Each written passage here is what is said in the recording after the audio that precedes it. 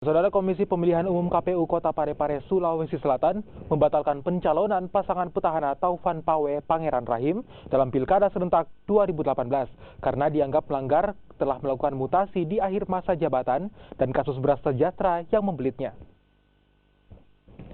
Komisi Pemilihan Umum memutuskan bahwa Taufan Pawe telah melanggar Undang-Undang Nomor 10 Tahun 2016, Pasal 71 ayat 3 junto Peraturan KPU Nomor 3 Tahun 2017, Pasal 89 ayat 2. Maka KPU Parepare menetapkan pasangan petahana Taufan Pawe Pangeran Rahim dibatalkan sebagai calon wali kota dan wakil wali kota Parepare.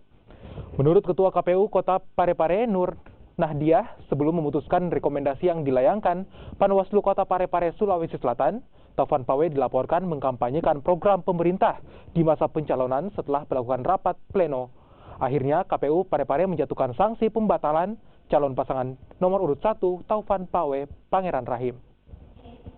23.37 menit. Saya bersama KPU Provinsi mengkonsultasikan sebab kami perlu mengkaji perasaan yang saya kira demikian hasil konsultasi kami ke KPU RI, sehingga tadi pada pukul 3.00 kami melakukan rapat pleno dan memutuskan untuk menjatuhkan sanksi pembatalan kepada pasangan calon nomor urut 1 sesuai dengan rekomendasi Panwaslu.